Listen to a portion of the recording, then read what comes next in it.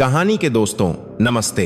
कल्पना कीजिए एक युवा माँ अपने रोते हुए भूखे बच्चे को गले से लगा रही है जब उसकी अपनी सास उसके बच्चे के दूध के पैसे उससे बेरहमी से छीन लेती है, सिर्फ एक शानदार हैंडबैग और अपनी ग्लैमरस किटी पार्टी के लिए।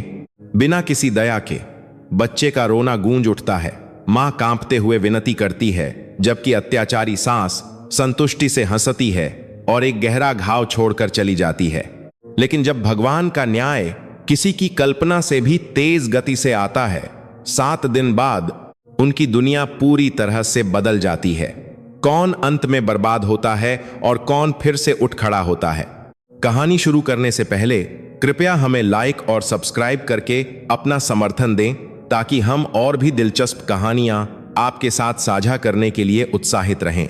जो लोग इस चैनल को लाइक और सब्सक्राइब करेंगे, हम प्रार्थना करते हैं कि भगवान उनके सभी मामलों को आसान बना दे, उनकी रोजी रोटी में बरकत दे, उन्हें स्वस्थ रखे और उनकी दुनिया और आखिरत की सभी इच्छाओं को पूरा करे। आमीन। चलिए कहानी शुरू करते हैं। उस सुबह गली के कोने में बना छोटा सा घर सामान्य से अधिक शांत महसूस हो रहा था। हवा अभी भी ठंडी थी, लेकिन तंग रसोई में एक बच्चे की रुक रुक कर आती सांसों की आवाज भरी हुई थी। प्रिया एक पतली चटाई पर फर्श पर बैठी थी। उसकी पीठ उस दीवार से सटी थी जिसका पेंट उखड़ रहा था। उसकी गोद में उसका बच्चा कमजोर रूप से छटपटा रहा था, बिना ताकत के रो रहा था। वह रोना ऐसा था मानो प्रिया के सीने पर दबाव डाल रहा हो, जिससे उसकी सांस भी भारी हो रही थी।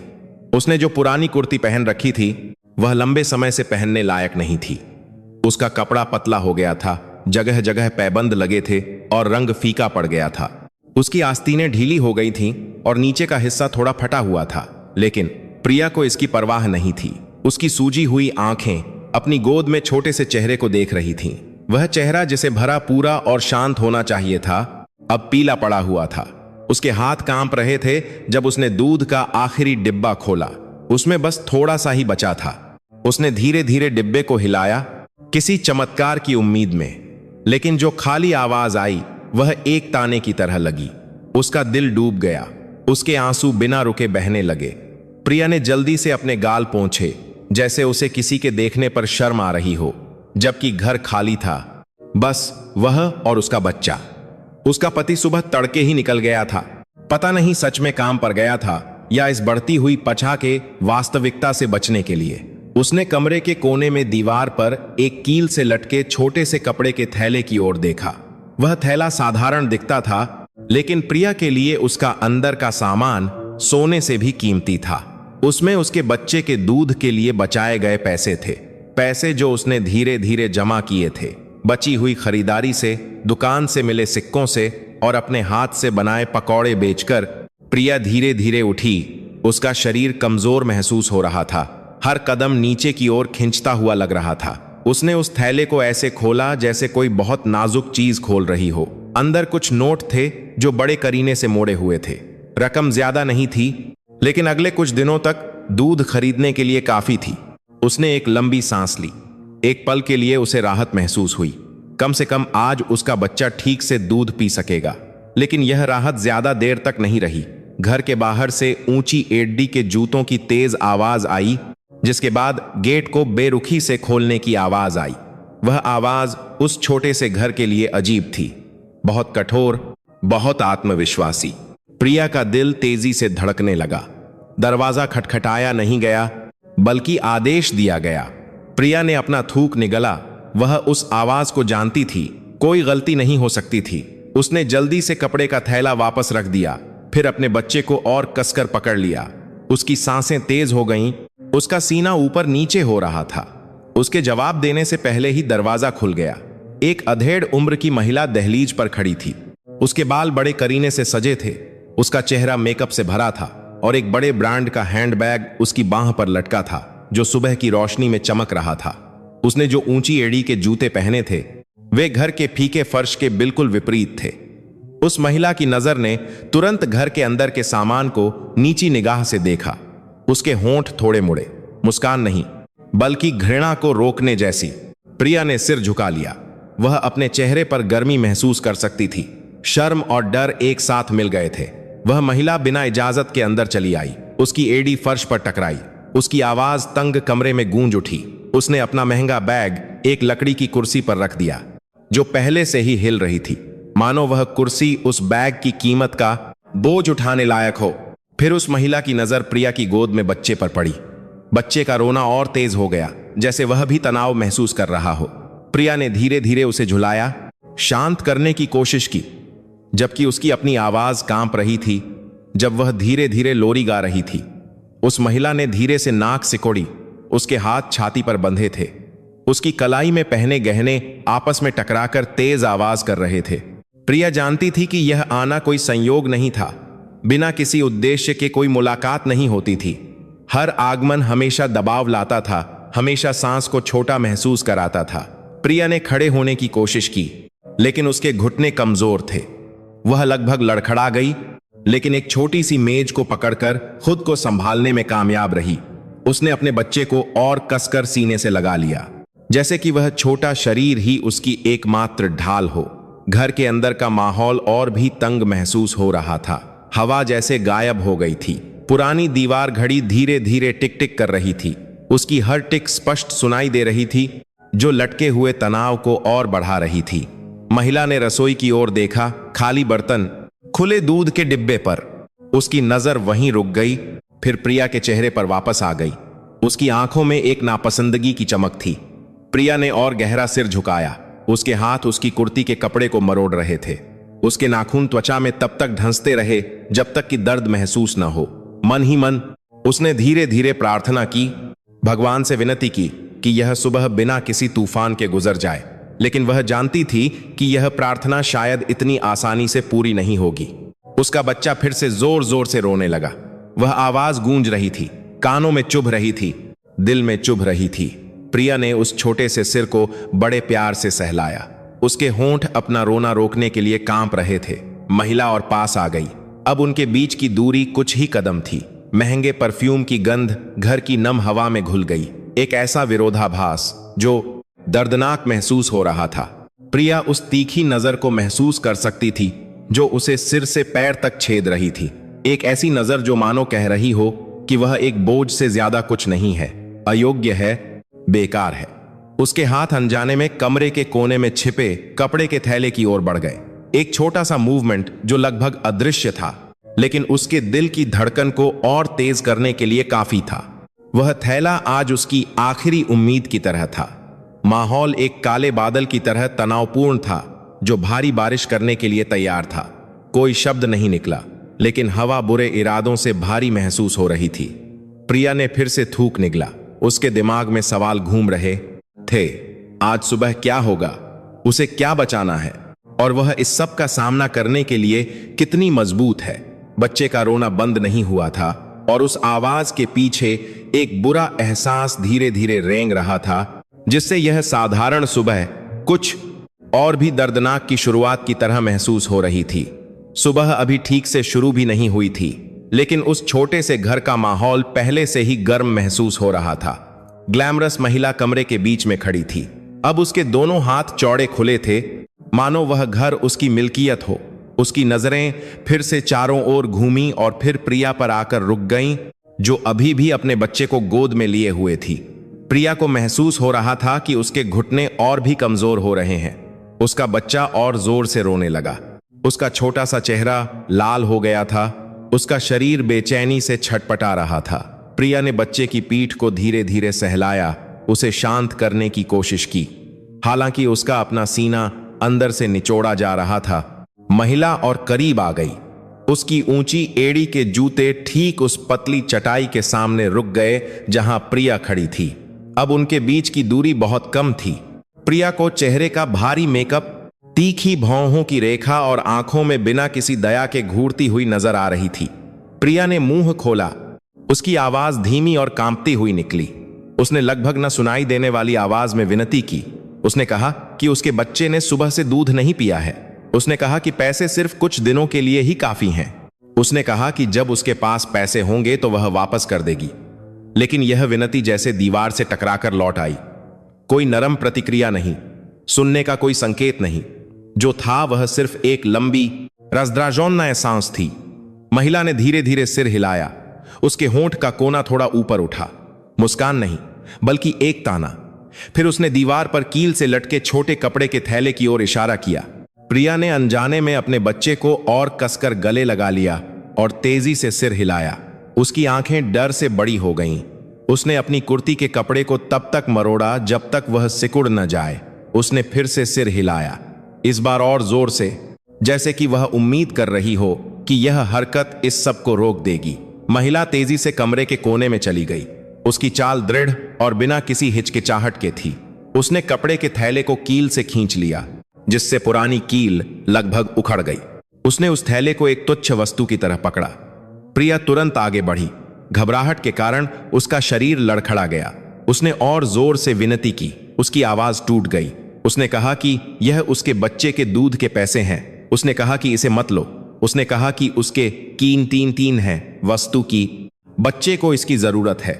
बच्चे का रोना प्रिया की आवाज के साथ मिलकर उस तंग कमरे में गूंज रहा था।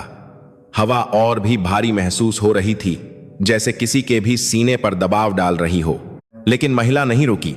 उसने कपड़े के थैले को खोला, अंदर के सामान को देखा, फिर बिना किसी अपराध बोध के सारे पैसे निकाल लिए। उसने जल्दी से पैसे गिने, फिर उन्हें बेरुखी से मोड़ा। प्रिया उसके सामने खड़ी थी। उसका बायां हाथ बच्चे को पकड़े हुए था। उसका दाहिना हाथ कांपते हुए आगे बढ़ा। उसने पैसे पकड़ने की कोशिश की, लेकिन महिला तुरंत एक कदम पीछे हट गई। उसकी नजरें तीखी और ठंडी थीं। महिला के मुंह से कठोर शब्द निकले। उसने कहा कि प्रिया को अपनी औकात पता नहीं है। उसने कहा कि वह दूसरों पर बोझ बनकर जी रही है। उसने कहा कि यह पैसा किसी महत्वपूर्ण काम के लिए ज्यादा उपयोगी है। महत्वपूर्ण शब्द को नीचा दिखाने वाले लहजे में कहा गया था, जैसे कि बच्चे का दूध कोई जरूरत न हो। प्रिया ने फिर से सिर हिलाया। उसके आंसू तेजी से बह रहे थे। उसने फटी हुई आवाज में विनती की। उसने कहा, सब मत लो, थोड़ा सा छोड़ दो। उसका बच्चा और जोर से रोने लगा, जैसे वह भी विनती कर रहा हो। महिला ने नाक सिकोड़ी। उसने बिना किसी हिचकिचाहट के पैसे अपने महंगे हैंडबैग में डाल दी। उसकी हरकतें तेज और निश्चित थीं। कोई ठहराव नहीं, कोई पछतावा नहीं। प्रिया को लगा जैसे उसका शरीर खाली हो गया हो। उसके पैर डगमगा गए। वह लगभग गिर गई, लेकिन एक छोटी सी मेज को पकड़कर खुद को बचा लिया। उसका रोना फूट पड़ा। उसकी आवाज अब और नहीं रुक सकी। उसने धीरे धीरे कहा, लगभग न सुनाई देने वाली आवाज में, कि उसके पास अब कुछ भी नहीं बचा है, कि वह सिर्फ चाहती है कि उसका बच्चा आज दूध पी ले, कि अगर मौका दिया जाए तो वह और मेहनत करेगी। लेकिन यह सब हवा में उड़ गया। महिला ने अपना बैग बंद कर लिया था और अपना बड़ा ब्रांडेड हैंडबैग उठा लिया था। उसने अपने बालों को ठीक किया, यह सुनिश्चित करते हुए कि उसका रूप एकदम सही बना रहे। जाने से पहले महिला थोड़ी देर के लिए मुड़ी। उसकी नजरें ठंडी चेतावनी से भरी थीं। उसने कहा, ज्यादा होशियार मत बनना, किसी से शिकायत मत करना और ज्यादा उम्मीद मत करना। फिर वह बाहर निकल गई। ऊंची एड़ी के जूतों की आवाज दूर होती गई। दरवाजा थोड़ा जोर से बंद हुआ, जिससे छोटा सा घर फिर से शांत हो गया। प्रिया कुछ सेकंड तक वहीं खड़ी रही। उसके बच्चे का रोना अभी भी गूंज रहा था, लेकिन उसके कान बज रहे थे। दुनिया धीरे धीरे घूमती हुई महसूस हो रही थी। फिर वह फर्श पर बैठ गई, अपने बच्चे को कसकर गले लगा लिया। अब उसका रोना नहीं रुक रहा था।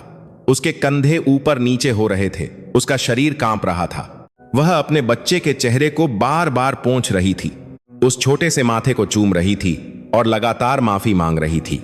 उसने उस कपड़े के थैले की ओर देखा, जो अब खाली था, कील पर तिरछा लटका हुआ था। वह दृश्य एक जोरदार तमाचे जैसा था। जो छोटी सी उम्मीद थोड़ी देर पहले थी, वह अब पूरी तरह से खत्म हो गई थी। बाहर एक स्कूटर की आवाज दूर चली गई। सूरज चढ़ने लगा था। उसकी रोशनी खिड़की के दरारों से अंदर आ रही थी। लेकिन प्रिया के लिए वह सुबह अंधेरी महसूस हो रही थी। उसने अपने बच्चे को गोद में उठाया और धीरे धीरे रसोई में चली गई। उसके हाथ कांप रहे थे जब उसने खाली बोतल उठाई। उसने बोतल में गर्म पानी भरा, उसमें बहुत कम बचे हुए दूध को मिलाया। जब उसने बोतल अपने बच्चे के मुंह में डाली तो प्रिया ने अपनी सांस रोक ली। वह जानती थी कि यह काफी नहीं है, लेकिन उसके पास कोई दूसरा विकल्प नहीं था। उसका बच्चा धीरे धीरे पीने लगा। उसका रोना थोड़ा कम हो गया। प्रिया ने उस छोटे से चेहरे को गीली आंखों से देखा। उसके दिल में दर्द, गुस्सा और निराशा का एक मिश्रण था, और उसके दिल की गहराई में बिना उसे पता चले एक बड़ा सवाल उठने लगा था। यह सब कब तक चलने दिया जाएगा और उसे दूसरों द्वारा दिए गए घावों को कब तक सहना पड़ेगा। दोपहर होने को थी, लेकिन सूरज के ऊंचे चढ़ जाने के बावजूद छोटा सा घर अभी भी ठंडा महसूस हो रहा था। संकरी खिड़की से रोशनी अंदर आ रही थी, ठीक उस फर्श पर पड़ रही थी जिसमें दरारें पड़ने लगी थीं। प्रिया दीवार के सहारे बैठी थी। उसका बच्चा, जो पर्याप्त दूध न पीने के कारण थक गया था, उसकी छाती पर सो रहा था। बच्चे की सांसें छोटी छोटी थीं, जिससे प्रिया का मन बेचैन था। उसकी आंखें खाली थीं, वह सीधे सामने देख रही थी। उसके आंसू अब थम गए थे, लेकिन सीना अभी भी भारी लग रहा था। जब भी उसे छीने गए दूध के पैसों की याद आती, उसके हाथ अनजाने में मुट्ठी बन जाते, नाखून हथेलियों में चुभते, लेकिन वह दर्द उसके दिल के घाव के आगे कुछ भी नहीं था। घर का दरवाजा धीरे से खुला। पुराने कब्जे की चरमराती आवाज प्रिया को मुड़ने पर मजबूर करने के लिए काफी थी। उसका पति झिझकते हुए कदमों से अंदर आया। उसके कपड़े सिलवटों से भरे थे और उसका चेहरा थका हुआ लग रहा था, जैसे कोई भारी काम करके आया हो या कोई समस्याओं से बच रहा हो। वह दरवाजे के पास ही रुक गया। जब उसने घर की खामोशी और प्रिया का पीला चेहरा देखा, उसकी नजरें एक पल के लिए रसोई में खुले दूध के डिब्बे पर गईं और फिर वापस प्रिया की ओर लौट आईं। प्रिया ने तुरंत कुछ नहीं कहा। वह अपने पति को देर तक देखती रही। उसकी आंखें लाल और सूजी हुई थीं। उस नजर में सवाल थे, उम्मीद थी, लेकिन निराशा भी थी। उसका पति और अंदर आया, उस लकड़ी की कुर्सी पर बैठ गया जिस पर सुबह महंगा बैग रखा गया था। कुर्सी धीरे से चरमराई, लगभग टूटने को थी। उसने अपना चेहरा मला, एक लंबी सांस ली और फिर धीरे धीरे उसे बाहर छोड़ दिया। अंत में प्रिया बोली। उसकी आवाज धीमी थी, लेकिन हर शब्द भारी लग रहा था। उसने शुरू से सब कुछ बताया, उस महिला के आने के बारे में, कपड़े के थैले को जबरदस्ती खींचे जाने के बारे में, दूध के पैसे बिना कुछ छोड़े ले लिए जाने के बारे में और बच्चे के रोने की अनदेखी के बारे में। उसका पति सुन रहा था, लेकिन उसका चेहरा भावहीन था। कोई बड़ी प्रतिक्रिया नहीं, कोई गुस्सा नहीं, कोई कठोर शब्द नहीं, बस कभी कभी एक छोटा सा सिर हिलाना, जैसे यह सब सामान्य बात हो। जब प्रिया ने बोलना खत्म किया तो खामोशी छा गई। उसका बच्चा नींद में धीरे से हिला, एक छोटी सी शिकायत जैसी आवाज निकाली। प्रिया ने बच्चे की पीठ को धीरे धीरे थपथपाया। उसकी आंखें अपने पति के चेहरे से नहीं हटीं। वह इंतजार कर रही थी, एक प्रतिक्रिया का, एक बचाव का, कम से एक शब्द का जो यह दिखाए कि वह अकेली नहीं है। लेकिन जो आया वह एक लंबी सांस थी। उसके पति ने धीमी, थकी हुई आवाज में कहा, उसने कहा कि उसकी मां ऐसी ही है। उसने कहा कि इसे बढ़ा चढ़ाकर मत बताओ। उसने कहा कि पैसे फिर से कमा लिए जाएंगे। ये शब्द प्रिया को सुबह की हर घटना से ज्यादा जोर से लगे। उसका सीना तुरंत गर्म हो गया। उसके हाथ कांपने लगे, डर से नहीं बल्कि गुस्से और निराशा के मिश्रण से। प्रिया ने अपने पति को आंसू भरी आंखों से देखा। उसने धीरे धीरे, लगभग अविश्वास से पूछा कि क्या उसके पति को पता है कि वह पैसा किस लिए था। उसने पूछा, क्या तुम्हें पता है कि तुम्हारे बच्चे ने आज ठीक से दूध नहीं पिया है? उसके पति ने नजरें फेर लीं, उसकी आंखें फर्श पर जा टिकीं, उसके कंधे थोड़े झुक गए, लेकिन फिर भी कोई दृढ़ शब्द नहीं निकला। उसने कहा कि वह बाद में बात करने की कोशिश करेगा। उसने कहा कि अभी सब्र रखो। सब्र शब्द एक ताने जैसा लगा। प्रिया ने एक हल्की सी मुस्कान दी, एक मुस्कान जो एक घाव की तरह दिख रही थी। उसने धीरे धीरे सिर हिलाया, सहमत होने के कारण नहीं, बल्कि बहस करने की और ताकत न होने के कारण। वह धीरे धीरे अपने बच्चे को गोद में लिए उठी। उसका शरीर कमजोर महसूस हो रहा था, उसके कदम लड़खड़ा रहे थे। वह रसोई में गई, एक गिलास में पानी डाला और फिर उसे घूंट घूंट कर पीने लगी। उसका पति कुर्सी पर चुपचाप बैठा रहा। उसके हाथ आपस में गूंथे हुए थे। उसका चेहरा दुविधा से भरा था। वह कुछ कहना चाहता था, लेकिन उसके शब्द जैसे गले में ही अटक गए थे। प्रिया वापस फर्श पर बैठ गई, अपने पति की ओर पीठ करके। उसकी पीठ छोटी और कमजोर लग रही थी। उसका बच्चा फिर से जाग गया, धीरे धीरे रोने लगा। प्रिया ने उसे झुलाया, फटी हुई आवाज में धीरे धीरे लोरी गाई। घर के बाहर पड़ोसियों के आने जाने की आवाजें धीमी धीमी सुनाई दे रही थीं। कोई हंस रहा था, कोई हल्की फुल्की बातें कर रहा था। बाहर की दुनिया सामान्य रूप से चल रही थी, जैसे उस छोटे से घर के अंदर का दुख कभी था ही नहीं। उसका पति आखिरकार उठा। वह पास आया, प्रिया के पीछे खड़ा हो गया। उसका हाथ थोड़ा ऊपर उठा, जैसे प्रिया के कंधे को छूना चाहता हो, लेकिन फिर नीचे आ गया। उसकी हिचकिचाहट साफ दिख रही थी। उसने धीरे धीरे कहा, प्रिया से उसकी स्थिति समझने के लिए कहा। उसने कहा कि वह फंस गया है।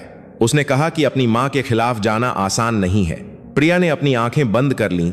हर शब्द उसके सीने पर बोझ बढ़ा रहा था। वह नहीं मुड़ी। उसने जवाब नहीं दिया।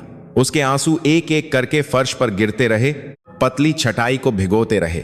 उसे लगा कि वह बिल्कुल अकेली है। जिसने उसकी रक्षा करनी चाहिए थी, उसने उसे लूट लिया, और जिसने उसका बचाव करना चाहिए था, उसने उसे अकेला छोड़ दिया। उसका पति आखिरकार कमरे में चला गया। प्रिया को सामने के कमरे में अकेला छोड़कर कमरे का दरवाजा धीरे से बंद हुआ, लेकिन उसकी आवाज प्रिया के कानों में जोर से लगी। प्रिया ने अपनी आंखें खोली, सीधे सामने देखा। एक गहरी शून्यता थी, लेकिन उसके पीछे कुछ बदलने लगा था। समर्पण की भावना धीरे धीरे एक दृढ़ संकल्प के साथ मिल रही थी, जिसे वह अभी पूरी तरह से समझ नहीं पाई थी। उसने अपने बच्चे के छोटे से चेहरे को देखा, उसके गालों को धीरे से सहलाया। मन ही मन उसने खुद से वादा किया, वह अपने बच्चे को दूसरों के लालच के कारण कमी में नहीं जीने देगी। बाहर सूरज और ऊंचा चढ़ रहा था, और उस छोटे से घर के अंदर प्रिया का घाव और गहरा हो रहा था, लेकिन साथ ही एक ताकत भी धीरे धीरे बढ़ रही थी। दोपहर धीरे धीरे शाम में बदल गई। कमरे का दरवाजा बंद होने के बाद छोटा सा घर फिर से शांत हो गया। प्रिया अभी भी फर्श पर बैठी थी, अपने बच्चे को गोद में लिए, जो फिर से सो गया था। उस छोटी सी सांस की आवाज धीमी थी, लेकिन प्रिया का दिल सतर्क था। वह जानती थी कि उसका बच्चा अभी भी पूरी तरह से भूखा है। प्रिया का अपना पेट दर्द कर रहा था। सुबह से उसने कुछ नहीं खाया था, लेकिन उसने उस भूख को नजरअंदाज कर दिया। उसके लिए महत्वपूर्ण यह था कि उसका बच्चा ज्यादा देर तक न रोए। उसने खिड़की की ओर देखा। उसकी दरार से घर के सामने की छोटी गली दिख रही थी। जब कोई मोटर बाइक गुजरती तो धूल उड़ती थी। सूरज ढलने लगा था। उसकी किरणें अब सुबह की तरह तेज नहीं थीं, लेकिन प्रिया की आंखों में वह दिन लंबा और थका देने वाला लग रहा था। कहीं और, उस छोटे से घर से बहुत दूर, माहौल बिल्कुल अलग था। एक बड़े ऊंची चार दीवारी वाले घर में महिलाओं की हंसी की आवाजें गूंज रही थीं। विशाल लिविंग रूम नरम कुर्सियों, लंबी मेजों और महंगे व्यंजनों से भरा था। सुंदर गिलासों में पेय बड़े करीने से रखे गए थे। परफ्यूम की गंध मीठे केक की खुशबू के साथ मिलकर हवा में भर गई थी। वह महिला जो सुबह प्रिया के घर में खड़ी थी, अब उस भीड़ के बीच में बैठी थी। उसके कपड़े और भी आकर्षक थे। वही महंगा हैंडबैग उसके बगल में रखा था, जानबूझकर साफ दिखाई देने के लिए। उसका चेहरा खिला हुआ था। उसकी मुस्कान चौड़ी थी। अपने बात करते हैं जैसे दुनिया हमेशा उसके पक्ष में हो।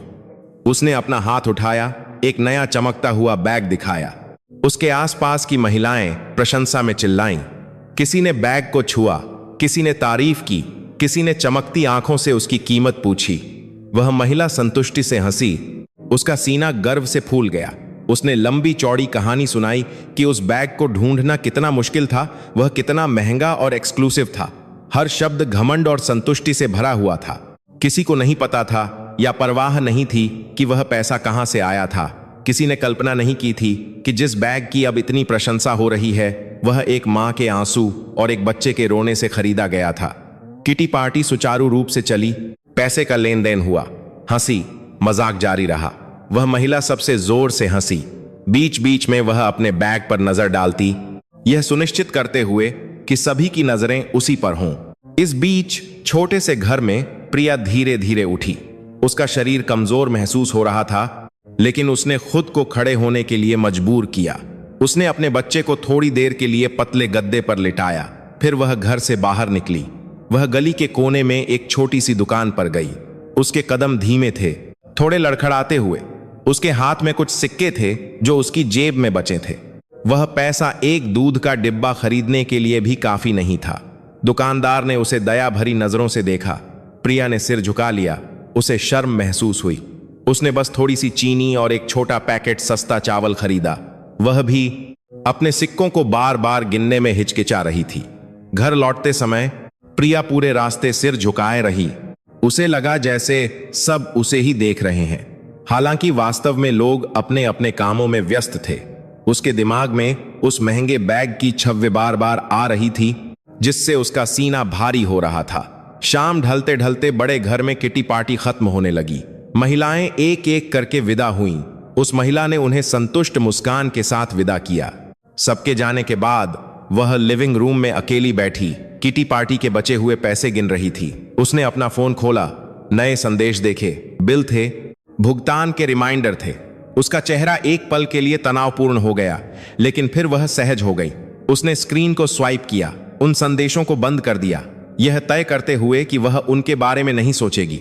वह उठी, कमरे में गई और अपना महंगा बैग शीशे की अलमारी में रख दिया। वह उसे देर तक देखती रही, संतुष्टि से मुस्कुराई। उसके लिए दिखावा ही सब कुछ था। जब तक लोग उसकी तारीफ करते रहे, सभी समस्याएं छोटी लगती थीं। छोटे से घर में रात बिना ज्यादा शोर के आई। एक धुंधली रोशनी जली। प्रिया रसोई के फर्श पर बैठी एक छोटे से बर्तन में चावल बना रही थी। उसका बच्चा फिर से रोने लगा। प्रिया ने तुरंत उसे गोद में उठा लिया, धीरे धीरे झुलाया। उसने गर्म पानी में थोड़ी सी चीनी मिलाई, अपने बच्चे को पिलाने की कोशिश की।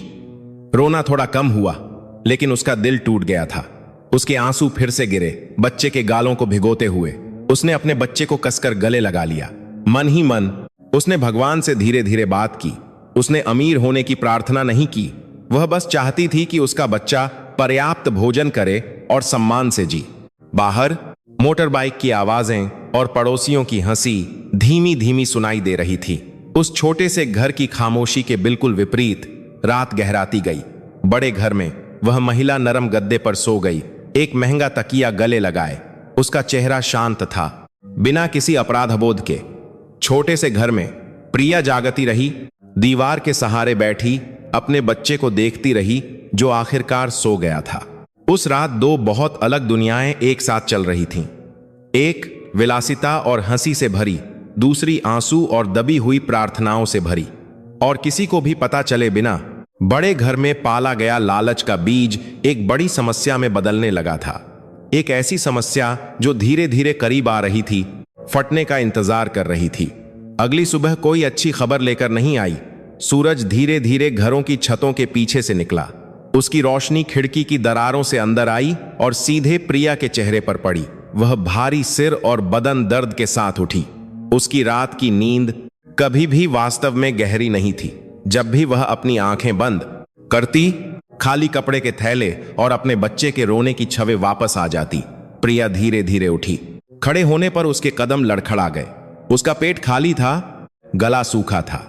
उसने पतले गद्दे की ओर देखा जहां उसका बच्चा सो रहा था। उस छोटे से चेहरे पर पीलापन था। उसकी सांसें छोटी थीं। प्रिया का दिल तुरंत डूब गया। उसने अपने हाथ की पीठ को बच्चे के माथे पर रखा। गर्म नहीं था, लेकिन उसका शरीर कमजोर महसूस हो रहा था। प्रिया गद्दे के किनारे बैठ गई, देर तक देखती रही, फिर उस मुलायम बालों को धीरे से सहलाया। उसके हाथ कांप रहे थे। रसोई में दूध का डिब्बा बिल्कुल खाली था। अब किसी चीज की उम्मीद नहीं की जा सकती थी। प्रिया उस डिब्बे को देर तक देखती रही, जैसे उम्मीद कर रही हो कि उसका अंदर का सामान अचानक भर जाएगा। लेकिन जो था वह सिर्फ खालीपन था। वह रसोई के फर्श पर बैठ गई। उसकी पीठ उस पुरानी लकड़ी की अलमारी से सटी थी जो जर्जर हो चुकी थी। उसके आंसू बिना आवाज के फिर से गिरे। उसका रोना अब फूट नहीं रहा था, बल्कि दबा हुआ होने के कारण और भी दर्दनाक था। उसका बच्चा जाग गया और फिर से रोने लगा। प्रिया ने उसे गोद में उठा लिया, धीरे धीरे झुलाया। उसने उसे शांत करने की कोशिश की, हालांकि उसका अपना सीना निचोड़ा जा रहा था। उसने रसोई के कोने में एक छोटी सी दराज खोली। अंदर एक साधारण सोने की अंगूठी थी। उसने वह अंगूठी बहुत समय से नहीं पहनी थी, लेकिन हमेशा उसे सहेज कर रखा था। यह उसकी शादी की अंगूठी थी, उसके पास एकमात्र कीमती चीज। प्रिया ने उस अंगूठी को देर तक पकड़े रखा। उसकी आंखें भर आईं। उस छोटी सी चीज में बहुत सी यादें थीं। उसकी शादी का दिन, किए गए वादे, एक साथ जीवन जीने की उम्मीदें जो कभी इतनी वास्तविक लगती थीं। उसके हाथ कांप रहे थे जब उसने उस अंगूठी को अपनी मुट्ठी में भींच लिया। उसका दिल चीख चीख कर मना कर रहा था, लेकिन उसका दिमाग जानता था कि उसके पास कोई दूसरा विकल्प नहीं है। उसने उस अंगूठी को एक छोटे से कपड़े में लपेटा और अपनी कुर्ती की जेब में डाल लिया। उसने अपने बच्चे को गोद में उठाया और घर से बाहर निकल गई। गली की सड़कें अभी भी सुनसान थीं। कुछ पड़ोसी अपने आंगन में झाड़ू लगा रहे थे। प्रिया किसी की भी नजर से बचते हुए सिर झुकाए चलती रही। हर कदम भारी लग रहा था, उसका शरीर कमजोर था, लेकिन वह चलती रही। वह एक छोटी सी सुनार की दुकान पर पहुंची। कांच का दरवाजा धीरे से खुला। दुकानदार ने प्रिया को एक नजर देखा और फिर उसके बच्चे को। उसकी नजर दया में बदल गई। प्रिया ने अपनी जेब से अंगूठी निकाली। उसके हाथ कांपते हुए आगे बढ़े। उसकी आवाज धीमी थी जब उसने कहा कि वह इसे बेचना चाहती है। ये शब्द उसकी जुबान पर कड़वे लग रहे थे। दुकानदार ने अंगूठी को संक्षेप में जांचा और फिर कीमत बताई। ऊंची नहीं थी, उससे जुड़ी यादों के मूल्य से बहुत कम। प्रिया ने थूक निगला और फिर सिर हिलाया। उसने मोल भाव नहीं किया। उसके पास ऐसा करने की ताकत नहीं थी। पैसे का लेन देन हुआ। अंगूठी उसकी पकड़ से गायब हो गई। प्रिया ने नोटों को कसकर पकड़ लिया, जैसे डर हो कि वे भी खो जाएंगे। उसका सीना खाली महसूस हो रहा था, जैसे उसके शरीर का कोई हिस्सा जबरदस्ती निकाल लिया गया हो। वह उस दुकान से धीमे कदमों से बाहर निकली। सूरज और गर्म लग रहा था, लेकिन उसका शरीर ठंडा था। उसने पीछे मुड़कर नहीं देखा। उसका अगला कदम एक छोटी सी दवा की दुकान की ओर था। प्रिया ने सबसे सस्ता एक दूध का डिब्बा खरीदा। भुगतान करते समय उसके हाथ अभी भी कांप रहे थे। उसने अपने पैसे फिर से गिने, यह सुनिश्चित करते हुए कि वे काफी हैं। जब दूध का डिब्बा उसके हाथ में आया तो उसके आंसू फिर से गिरे। सिर्फ दुख के कारण नहीं, बल्कि राहत और दर्द के मिश्रण के कारण वह तेज कदमों से घर लौटी। घर पहुंचते ही उसने तुरंत अपने बच्चे के लिए दूध तैयार किया। थके होने के बावजूद उसके हाथ फुर्ती से चल रहे थे। जब बोतल बच्चे के मुंह में डाली गई तो उसने तुरंत लालच से पीना शुरू कर दिया। रोना बंद हो गया। उस छोटे से चेहरे पर अधिक शांति थी। प्रिया ने एक लंबी सांस ली। उसका सीना थोड़ा हल्का महसूस हुआ। वह फर्श पर बैठ गई। दीवार के सहारे अपने बच्चे को दूध पीते हुए देखती रही। उसके आंसू अभी भी बह रहे थे, लेकिन इस बार धीरे धीरे उसने अपने बच्चे के माथे को कई बार चूमा। लेकिन उस थोड़ी सी राहत के पीछे एक बड़ा डर था। अंगूठी से मिले पैसे ज्यादा दिन नहीं चलेंगे। उसके बाद उसे नहीं पता था कि वह क्या करेगी। दोपहर धीरे धीरे बीत गई। प्रिया को चक्कर और मतली महसूस हो रही थी। उसका सिर भारी था। उसकी नजरें धुंधला गईं। उसने मेज को पकड़कर खड़े होने की कोशिश की। उसका शरीर वास्तव में थक गया था। उसने कल रात के बचे हुए थोड़े से चावल खाने की कोशिश की। हर निवाला बेस्वाद लग रहा था। उसका गला जैसे बंद हो गया था, लेकिन उसने ताकत के लिए खुद को मजबूर किया। शाम को उसका शरीर गर्म होने लगा। मौसम ठंडा न होने पर भी उसे कंपकंपी हो रही थी। वह जानती थी कि उसका शरीर जवाब देने लगा है, लेकिन उसके पास बीमार पड़ने का समय नहीं था। वह फिर से अपने बच्चे को गोद में लेकर घर के सामने फर्श पर बैठ गई। शाम की हवा धीरे धीरे चल रही थी। प्रिया ने आसमान को देखा। उसकी आंखें खाली थीं। मन ही मन उसने भगवान से बात की। उसने आलीशान जीवन नहीं मांगा। उसने बस अपने बच्चे को जीवित और स्वस्थ रखने के लिए टिके रहने की ताकत मांगी। वह दिन प्रिया के जीवन के सबसे बुरे दिनों में से एक बन गया। जिस दिन उसने अपनी शादी की अंगूठी खो दी, अपनी बची हुई गरिमा खो दी, सिर्फ एक दूध के डिब्बे के लिए और कहीं और। प्रिया को पता चले बिना महंगे बैग के पीछे हंसने वाला लालच पुराने कर्जों को खींचने लगा था। कर्ज जो धीरे धीरे क्रूर तरीके से वसूलने के लिए तैयार थे। कुछ दिन थका देने वाली दिनचर्या के साथ बीत गए। हर सुबह प्रिया सूरज से पहले उठ जाती थी। उत्साह के कारण नहीं, बल्कि इसलिए कि उसका बच्चा भूखा होने पर आसानी से जाग जाता था। शादी की अंगूठी बेचकर खरीदा गया सस्ता दूध का डिब्बा खत्म होने लगा था। वह हर चम्मच को सावधानी से मापती थी। डर था कि समय से पहले खत्म न हो जाए। प्रिया का शरीर अभी भी पूरी तरह से ठीक नहीं हुआ था। उसका बुखार चढ़ता उतरता रहता था। कभी कभी उसका सिर भारी लगता। उसकी नजरें धुंधला जाती, लेकिन वह खुद को चलने के लिए मजबूर करती। उसके पास मजबूत रहने के अलावा कोई विकल्प नहीं था। उसके बच्चे को एक फुर्तीले हाथ की जरूरत थी, बीमार मां की नहीं। उसका पति अब देर रात तक घर आने लगा था। जब भी वह आता, उसका चेहरा हमेशा थका हुआ और बचता हुआ लगता था। ज्यादा बातें नहीं, ज्यादा सवाल नहीं। प्रिया ने अब उम्मीद करना छोड़ दिया था। वह अपने बच्चे और अपनी बची हुई ताकत पर ध्यान केंद्रित कर रही थी। शहर के दूसरी ओर एक अलग जीवन चलता रहा। ग्लैमरस महिला अभी भी अपना दिखावा बनाए हुए थी। हर सुबह वह बड़े करीने से तैयार होती, जैसे उसके सिर पर कोई काला बादल न मंडरा रहा हो। उसका महंगा हैंडबैग हमेशा उसके साथ होता। यह इस बात का प्रतीक था कि वह अभी भी शीर्ष पर है। लेकिन इसके पीछे उसका फोन और कोई अब कठोर होने लगा था। शुरू में उसने खुद को शांत किया। उसने खुद से कहा कि सब कुछ ठीक हो जाएगा। उसके पास अभी भी किटी पार्टी थी, उसके पास अभी भी एक नाम था, उसके पास अभी भी एक रास्ता था। वह अगली किटी पार्टी में उसी चौड़ी मुस्कान के साथ शामिल हुई। लेकिन इस बार उसके आसपास की महिलाओं की नजरें थोड़ी बदल गई थीं। अब प्रशंसा से भरी नहीं, बल्कि हिसाब किताब से भरी थीं। किटी पार्टी का पैसा उम्मीद के मुताबिक नहीं आया। कुछ बहाने बनाए गए। किसी ने कहा कि वे तैयार नहीं हैं, किसी ने भूल जाने का नाटक किया। वह महिला अपनी बेचैनी को छिपाने के लिए हंसी। उसने सिर हिलाया, शांत रहने का नाटक किया, लेकिन उसका सीना भारी होने लगा था। उसने अपने महंगे हैंडबैग को सामान्य से अधिक कसकर पकड़ लिया। घर लौटने पर उसने कांपते हाथों से अपने फोन पर संदेश खोले। जो शब्द दिखाई दे रहे थे वे और भी दबाव डालने वाले थे। समय सीमा करीब आ रही थी, रकम बड़ी होती जा रही थी। उसने गुस्से से स्क्रीन बंद कर दी। वह अपने बड़े घर के लिविंग रूम में इधर उधर टहलने लगी। उसकी ऊंची एड़ी के जूते संगमरमर के फर्श पर तेजी से बज रहे थे। वह बेचैन थी। उसने अपनी जांघों को थपथपाया, सोचने की कोशिश की। उसका ध्यान गली के कोने में उस छोटे से घर की ओर गया। वह फटा हुआ कपड़े का थैला जिसे उसने छीन लिया था, वह पैसा जिसे उसने बिना किसी हिचकिचाहट के ले लिया था। प्रिया का आंसू भरा चेहरा जो विनती कर रहा था, फिर से उसके सामने आ गया। उसने जल्दी से सिर हिलाया, उस छव्वे को दूर करने की कोशिश की। उसके लिए यह कोई समस्या नहीं थी। उसे लगा कि वह इसकी हकदार है। उसे लगा कि उसका अधिकार है। उस रात उसका फोन सामान्य से अधिक देर तक बजा। एक अनजान नंबर स्क्रीन पर दिखाई दिया। उसका दिल तेजी से धड़कने लगा। उसने एक पल के लिए संकोच किया और फिर फोन उठाया। उसका चेहरा बदल गया, उसकी आवाज का लहजा बदल गया। उसने शांत रहने की कोशिश की, लेकिन दूसरी तरफ से आने वाले शब्द दृढ़ और ठंडे थे। उसने ऊंची आवाज में जवाब दिया, अपना बचाव करने की कोशिश की, लेकिन यह स्पष्ट था कि वह दबाव में थी। फोन बेरुखी से काट दिया गया। उसके हाथ कांप रहे थे। उसके माथे पर ठंडा पसीना आ गया। पहली बार डर ने वास्तव में उसे जकड़ लिया। अगले दिन समस्याएं नहीं रुकीं। सुबह अभी शुरू ही हुई थी, लेकिन घर की घंटी जोर से बजी। उसने पर्दे के पीछे से झांका। कुछ लोग गेट के सामने खड़े थे।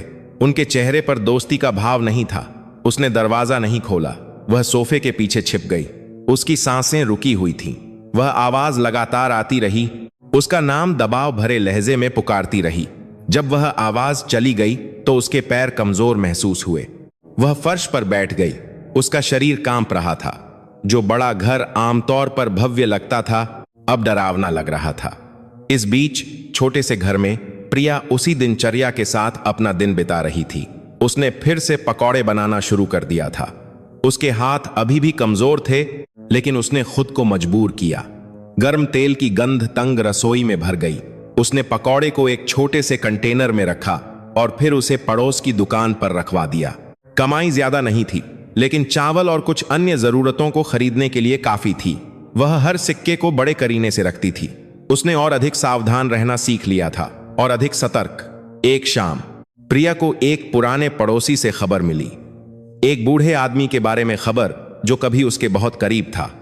वह बूढ़ा आदमी जो बहुत समय पहले उसके जीवन से गायब हो गया था। वह खबर सुनकर प्रिया चुप हो गई। वह घर के सामने देर तक बैठी रही, सड़क को देखती रही।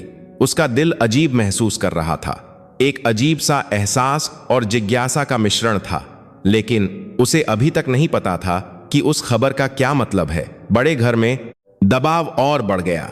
फोन लगातार आ रहे थे। दरवाजा फिर से खटखटाया गया, इस बार और जोर से। बाहर की आवाजें अधीर लग रही थीं। वह महिला लिविंग रूम के बीच में खड़ी थी, अपने महंगे हैंडबैग को कसकर पकड़े हुए थी। उसकी आंखें चारों ओर घूमी, एक ऐसा रास्ता तलाश रही थीं जो उसे नहीं मिला। उसने एक एक करके सामान बेचना शुरू कर दिया, गहने, घड़ी, जूते, लेकिन रकम काफी नहीं थी। उसने जो गड्ढा खोदा था वह बहुत गहरा था। उसने शीशे की अलमारी की ओर देखा जहां उसका महंगा हैंडबैग रखा था। उसे खोलते समय उसके हाथ कांप रहे थे। पहली बार उसने उस चीज पर विचार किया जिससे वह अब तक बचती रही थी, लेकिन लालच अभी भी बना हुआ था। उसने अलमारी को फिर से बंद कर दिया। उसने टालना चुना, उसने उम्मीद करना चुना।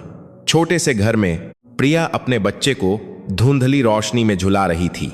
उसके बच्चे का चेहरा और ताजा लग रहा था। एक छोटी सी मुस्कान एक पल के लिए दिखाई दी। प्रिया ने एक हल्की सी मुस्कान दी। थके होने के बावजूद उसका दिल गर्म हो गया। उसे नहीं पता था कि कहीं और एक बड़ा तूफान अपनी ताकत इकट्ठा कर रहा है। वह बस एक बात जानती थी, उसे जो कुछ भी हो टिके रहना था। और उन दो विपरीत जीवन के बीच समय चलता रहा, बिना किसी के तैयार होने का इंतजार किए, बिना इस बात की परवाह किए कि कौन पहले गिरेगा। उस सुबह हवा सामान्य से अधिक भारी महसूस हो रही थी। प्रिया अपने बच्चे के रोने से पहले ही जाग गई। उसका शरीर दर्द कर रहा था, सिर अभी भी भारी था, लेकिन उसे खुद को उठने के लिए मजबूर करने की आदत हो गई थी। उसने गर्म पानी तैयार किया, दूध को उस मात्रा में मिलाया जिसे उसने फिर से सावधानी से गिना था। डिब्बा अब आधा रह गया था। जब भी वह उसे खोलती, उसका सीना चिंता से दब जाता। बच्चा धीरे धीरे दूध पी रहा था। उसकी छोटी आंखें प्रिया के चेहरे को देर तक देखती रहीं, जैसे कोई आश्वासन ढूंढ रही हों। प्रिया ने उस नजर का जवाब एक मजबूर मुस्कान के साथ दिया। मन ही मन वह दिनों की गिनती करती रही। यह दूध और कितने दिन चलेगा, उसका शरीर बिना बीमार पड़े और कितने दिन काम कर पाएगा। दूध पिलाने के बाद प्रिया ने अपने बच्चे को सुला दिया। फिर वह घर के सामने बैठ गई, हाथ पर लगे पकौड़े के बचे हुए घोल को साफ करने लगी। सुबह की हवा में काम पर जाने वाले लोगों के कदमों की आवाजें थीं। दुनिया चलती रही, चाहे उसके कदम कितने भी भारी क्यों न हो। अचानक एक बूढ़ी औरत घर के सामने रुक गई। उसका चेहरा अपरिचित था, लेकिन उसकी आंखों में गर्मजोशी थी। उसके कपड़े साधारण लेकिन साफ सुथरे थे। उसके हाथ में एक छोटा सा बैग था जो काफी पुराना लग रहा था। प्रिया धीरे धीरे उठी। उसने विनम्रता से नमस्ते किया। हालांकि उसका मन सवालों से भरा था, महिला ने एक हल्की सी मुस्कान दी और फिर प्रिया का नाम धीमी आवाज में लिया। जिस तरह से उसने नाम लिया, उससे प्रिया हैरान रह गई। बहुत कम लोग उसे इस तरह के लहजे से बुलाते थे। महिला ने खुद को परिवार की एक पुरानी परिचित बताया। उसने एक नाना जी का नाम लिया, एक ऐसा नाम जो प्रिया ने बहुत समय से नहीं सुना था, एक ऐसा नाम जिसने तुरंत प्रिया का सीना भारी कर दिया। प्रिया चुप हो गई। उसकी यादें बचपन में बहुत दूर चली गईं। एक बूढ़े आदमी के पास जो उसे अक्सर गोद में उठाता था, उसे नाश्ता खरीद कर देता था और उसे प्यार से बुलाता था। वह आदमी पारिवारिक विवाद के बाद उसके जीवन से गायब हो गया था, जिसे वह कभी भी पूरी तरह से समझ नहीं पाई थी। महिला ने धीरे धीरे कहा कि नाना जी बहुत बीमार हैं। उसने कहा कि नाना जी अक्सर प्रिया का नाम लेते हैं। उसने कहा कि नाना जी मिलना चाहते। प्रिया ने अपनी कुर्ती का कोना मरोड़ा। उसकी सांसें छोटी हो गईं। उसे समझ नहीं आ रहा था कि कैसे प्रतिक्रिया दे। एक अचानक याद आ गई, लेकिन एक पुराना घाव भी उभर आया। उसने धीमी, कांपती हुई आवाज में पूछा, यह खबर अब क्यों आई? महिला ने एक सांस ली। उसने कहा कि बहुत सी बातें थीं जो पहले नहीं बताई जा सकती थीं। उसने कहा कि नाना जी को पछतावा है, बहुत पछतावा है। इन शब्दों ने प्रिया की आंखें गर्म कर दीं। उसने सिर झुका लिया, आंसू रोकने लगी। उसका बच्चा घर के अंदर हिला, एक छोटी सी आवाज निकाली। प्रिया ने एक नजर देखा, यह सुनिश्चित करने के लिए कि उसका बच्चा अभी भी सो रहा है। महिला ने आगे कहा कि नाना जी अब अकेले रहते हैं। उनका घर बड़ा नहीं है, लेकिन अच्छी तरह से रखा हुआ है। उसने कहा कि नाना जी के पास बहुत सी बातें हैं जो वह सीधे बताना चाहते हैं। प्रिया ने तुरंत जवाब नहीं दिया। उसका दिमाग उलझन में था। वह अपने बच्चे के बारे में सोच रही थी। वह अपनी वर्तमान स्थिति के बारे में सोच रही थी। वह उस पुराने घाव के बारे में सोच रही थी जो अभी तक ठीक नहीं हुआ था। लेकिन उसके दिल में एक ऐसी प्रेरणा थी जिसे वह नजरअंदाज नहीं कर सकती थी। उस चेहरे को देखने की प्रेरणा जिसने उसे कभी सुरक्षा का एहसास कराया था। उसने धीरे धीरे सिर हिलाया। उसने कहा कि वह आने की कोशिश करेगी। उसकी आवाज धीमी थी, लेकिन उसका निर्णय भारी और वास्तविक लगा। महिला ने राहत की मुस्कान दी। उसने पता और समय दिया और फिर विनम्रता से विदा हो गई। उसके कदम धीरे धीरे दूर हो गए, प्रिया को विचारों से भरा छोड़ गए। प्रिया घर के अंदर गई, अपने बच्चे के बगल में बैठ गई। उसने उस छोटे से चेहरे को देर तक देखा। चुपचाप उसने खुद से पूछा, क्या यह एक संयोग है या उसकी प्रार्थनाओं का जवाब है? इस बीच उस बड़े घर में जो कभी हंसी से भरा था, माहौल पूरी तरह से बदल गया था। उस सुबह गेट फिर से पीटा गया, इस बार और जोर से, और देर तक बाहर की आवाजें दृढ़ थीं, बचने के लिए कोई जगह नहीं दे रही थीं। ग्लैमरस महिला दरवाजे के पीछे खड़ी थी। उसका शरीर कांप रहा था। उसके हाथ उस फोन को मरोड़ रहे थे जो लगातार बज रहा था। संदेश बिना रुके आ रहे थे। जो शब्द दिखाई दे रहे थे वे अब विनम्र नहीं थे, कोई विकल्प नहीं दे रहे थे। उसने झिझकते हुए दरवाजा खोला। उसका चेहरा पीला था। बाहर के लोग तुरंत तेजी से बोलने लगे, ऐसी बातें समझा रहे थे जिनसे उसका सिर चकरा गया। उसने खंडन करने की कोशिश की, लेकिन उसकी आवाज कांप रही थी। उसका शरीर एक कदम पीछे हट गया। पड़ोसी गेट के पीछे से झांकने लगे। फुसफुसाहटें शुरू हो गईं। महिला को अपने चेहरे पर गर्मी महसूस हुई। जिस स्वाभिमान पर वह हमेशा गर्व करती थी वह धीरे धीरे टूटने लगा था। उनके जाने के बाद वह लिविंग रूम के फर्श पर बैठ गई। उसकी सांसें तेज हो गईं। वह बड़ा घर खाली और ठंडा महसूस हो रहा था। उसने चारों ओर देखा, महंगे फर्नीचर को देखा जो अब एक बोझ की तरह लग रहा था। उसने फिर से शीशे की अलमारी खोली। उसके हाथ उस महंगे बैग पर रुक गए जिसे उसने कभी गर्व से दिखाया था। उसकी आंखें भर आईं। पहली बार उसे सब कुछ खोने का डर लगा, लेकिन पछतावे की भावना अभी पूरी तरह से नहीं आई थी। जो था वह अभी भी गुस्सा और इनकार था। उसने परिस्थितियों को दोषी ठहराया, दूसरों को दोषी ठहराया, लेकिन कभी भी अपने अंदर नहीं झांका। छोटे से घर में प्रिया अपने बच्चे के बगल में लेटी थी। उसने अपनी आंखें बंद कर लीं, लेकिन उसका दिमाग घूमता रहा। नाना जी के बारे में जो मिलना चाहते थे, उन संभावनाओं के बारे में जिन्हें वह अभी तक नहीं समझ पाई थी। उसे नहीं पता था कि अतीत से आई यह खबर एक बड़े बदलाव का दरवाजा है। एक ऐसा बदलाव जो दो जिंदगियों को एक साथ हिला देगा। एक जो टिके रहने के लिए संघर्ष कर रही थी और दूसरी जो धीरे धीरे अपने ही लालच से ढह रही थी। उस दिन प्रिया सुबह से ही दो जिंदगियों को काफी होता है। एक अतीत से है वार जो दोन दो दो करने आठ तैयारी कर रही थी। हवा अभी भी नम थी। घर का ठंडा फर्श उसके पैरों को छू रहा था। उसने अपने बच्चे को एक पतले कपड़े के झूले में लपेटा, यह सुनिश्चित करते हुए कि बंधन मजबूत हो। उस छोटे से चेहरे पर शांति थी, हालांकि उसका शरीर अभी भी कमजोर था। प्रिया ने उसके माथे को धीरे से चूमा, फिर एक लंबी सांस ली। नाना जी के घर तक का सफर लंबा लगा। हर कदम उसके दिमाग को घुमा रहा था। एक दबी हुई याद थी, एक अनकहा डर था। उसे पुराने घावों को खोलने का डर था। उसे अपने बच्चे को यात्रा में बहुत देर तक छोड़ने का भी डर था। लेकिन आने की प्रेरणा सभी संदेहों से अधिक मजबूत थी। नाना जी का घर एक शांत सड़क पर था। उसका आंगन साफ था। एक पुराना आम का पेड़ बरामदे पर छाया कर रहा था। जब प्रिया अंदर गई तो उसकी भावनाएं मिली जुली थीं। पुरानी लकड़ी और दवाओं की गंध हवा में भरी थी। अंदर नाना जी एक साधारण बिस्तर पर लेटे थे। उनका चेहरा प्रिया की याद से ज्यादा पतला था, लेकिन उनकी आंखों में वही गर्मजोशी थी। प्रिया धीरे धीरे पास आई। उसके हाथ कांप रहे थे। जब उसने नाना जी के हाथ को छुआ, नाना जी की आंखें उसे देखकर चमक उठीं। उनके होंठ धीरे धीरे हिले, कमजोर आवाज में प्रिया का नाम पुकारते हुए। उस पल प्रिया के आंसू बिना रुके बह निकले। नाना जी ने माफी मांगी। वे शब्द रुक रुक कर लेकिन स्पष्ट रूप से निकले। उन्हें जाने और प्रिया को बिना सुरक्षा के बड़ा होने देने का पछतावा था। उन्होंने कहा कि बहुत सी बातें थीं जो दूसरों ने उनसे छिपाई थीं। उन्होंने कहा कि वह पछतावे के साथ नहीं जाना चाहते। प्रिया ने भारी मन से सुना। उसने कोई आपत्ति नहीं की। उसने बीच में भी नहीं टोका। उसने सिर्फ नाना जी का हाथ पकड़ रखा था। उस गर्मजोशी को महसूस कर रही थी जो धीरे धीरे फीकी पड़ रही थी। उसका बच्चा झूले में हिला। एक छोटी सी आवाज निकाली। नाना जी ने उसे देखकर मुस्कुराया। नाना जी ने एक बात मांगी। उन्होंने प्रिया से स्वतंत्र रूप से जीने और अपने बच्चे की हिम्मत से देखभाल करने के लिए कहा। उन्होंने कहा कि उन्होंने कुछ तैयार किया है, किसी से बदला लेने के लिए नहीं, बल्कि यह सुनिश्चित करने के लिए कि प्रिया को अब और कोई न कुचले। अगले कुछ दिन तेजी से और धीरे धीरे एक साथ बीते। प्रिया नाना जी के घर आती जाती रही। उसने देखभाल, सफाई और साथ देने में मदद की। उसका शरीर थक गया था, लेकिन उसका दिल और मजबूत महसूस कर रहा था। हर रात वह धीमे कदमों से घर लौटती, यह सुनिश्चित करते हुए कि उसका बच्चा ठीक है। 7वें दिन जब से दूध के पैसे छीने गए थे, खबर दोपहर में बिजली की तरह गिरी। उस सुबह प्रिया कपड़े सुखा रही थी जब पड़ोस के फोन पर उसका नाम पुकारा गया। पड़ोसी का चेहरा तनावपूर्ण था, उसकी आवाज धीमी थी।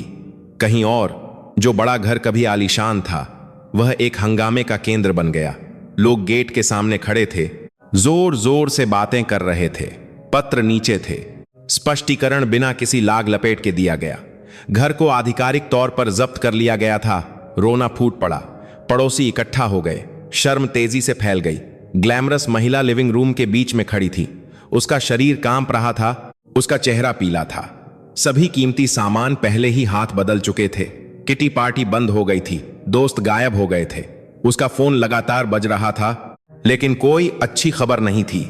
उसने समय की भीख मांगी, उसने भुगतान करने का वादा किया, उसने एक रास्ता खोजा, लेकिन सब कुछ बहुत देर हो चुकी थी।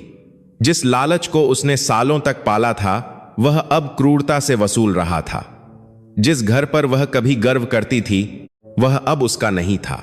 जब दरवाजा बंद हो गया और लोग चले गए, तो वह फर्श पर बैठ गई। उसके हाथ खाली थे, उसकी आंखें बिना किसी फोकस के दीवार को घूर रही थीं। पहली बार डर हकीकत में बदल गया। उसे एहसास हुआ कि अब छिपने के लिए कोई जगह नहीं है। उस शाम प्रिया को एक दुखद खबर मिली। नानाजी ने शांति से अपनी अंतिम सांस ली। प्रिया कुछ मिनट देर से पहुंची। वह बिस्तर के बगल में खड़ी थी, उस चेहरे को देख रही थी जो अब शांत था। उसके आंसू धीरे धीरे बह निकले। कोई चीख नहीं, कोई हिस्टीरिया नहीं, बस एक शांत दुख। अंतिम संस्कार के कुछ दिनों बाद प्रिया को वसीयत सुनने के लिए बुलाया गया। वह छोटा कमरा शांत था। प्रिया का नाम स्पष्ट रूप से लिया गया। एक छोटा, अच्छी तरह से रखा हुआ घर, पर्याप्त बचत और एक साधारण चलता हुआ व्यवसाय, सब कुछ उसे सौंप दिया गया। प्रिया देर तक चुप रही। उसे उम्मीद नहीं थी। उसे लगा कि वह इसके लायक नहीं है, लेकिन वह यह भी जानती थी कि यह एक जिम्मेदारी है। उसने धीरे धीरे सिर हिलाया, कांपते हाथों से स्वीकार किया। उसके दिल में एक बड़ी कृतज्ञता थी। शहर के दूसरी ओर वह महिला जो कभी दूध के पैसे छीनती थी, एक तंग किराए के कमरे के सामने खड़ी थी। उसका महंगा हैंडबैग बहुत समय से नहीं दिखा था। उसके कपड़े साधारण थे, उसका चेहरा मुरझाया हुआ था। उसने खाली आंखों से सड़क को देखा, ऐसी मदद की तलाश में जो नहीं आई।